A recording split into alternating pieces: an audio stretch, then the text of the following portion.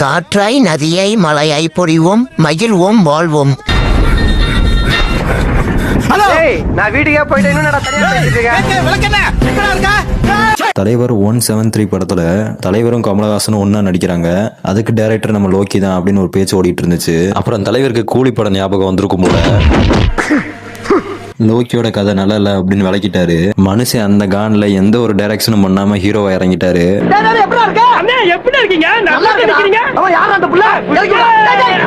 சரி, அடுத்த டைரக்டர் யாருன்னு பார்த்தா சர்ப்ரைஸா நம்ம சுந்தர் சி வந்துட்டாரு. சரி, கமல் சேர்ந்து நடிப்பாருன்னு பார்த்தா அவர் ப்ரொடியூஸ் பண்றேன்னு இறங்கிட்டாரு. சொல்லி ஒரு வாரம் கூட ஆகல, நான் இந்த படத்தை எடுக்கல அப்படின்னு சொல்லிட்டு சுந்தர் சி எஸ்கேப் ஆயிட்டாரு. செய்தியை பார்த்துக் கொண்டிருக்கிறோம்.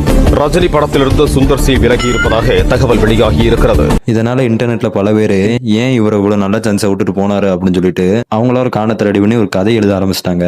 நல்லா சொல்றேன், ஃபுல்லா கேட்டுக்க. ஓகே. ஃபர்ஸ்ட் சுந்தர் சி ஒரு ஜாலியான பேய் கதையோட ஒன்லைனர் மட்டும் சொன்னாராமா. அதுக்கப்புறம் அது பெரிய கதையை டெவலப் பண்ணி சொல்லும் போது தலைவருக்கு பிடிக்காம போச்சு அப்படின்னு ஒரு குரூப் சொல்லுது. அப்புறம் இன்னொரு குரூப் தலைவருக்கு மாசான டைலாகும் ஸ்லோ மோஷன் வாக்கு எதுவுமே வைக்காதனால இந்த படத்தோட கதை நல்லா இல்ல அப்படின்னு சொல்லிட்டு அவர் போனதா இவங்க சொல்றாங்க. என்னடா ஒரே குழப்பமா இருக்கேடா. அப்புறம் இன்னும் சில பேர் கொஞ்சம் ஓவராகவே போய் குஷ்பு கூட தலைவர் டான்ஸ் ஆட நினைச்சாரு, அது சுந்தர் சிக்கு பிடிக்காம வெளியே வந்துட்டாரு அப்படின்னு சொல்லிட்டு இருந்தாங்க. இதை பார்த்து குஷ்பு காண்டாயி உங்க வீட்டுல இருக்கவங்களை போய் ஆட சொல்லு அப்படின்னு சொல்லிட்டு ரிப்ளை கொடுக்க ஆரம்பிச்சிட்டாங்க.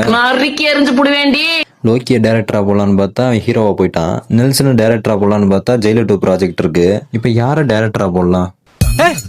என்னதுக்காக போக சொல்ற? முடியாது. முடியாது. நான் சொல்லவே இல்லையே.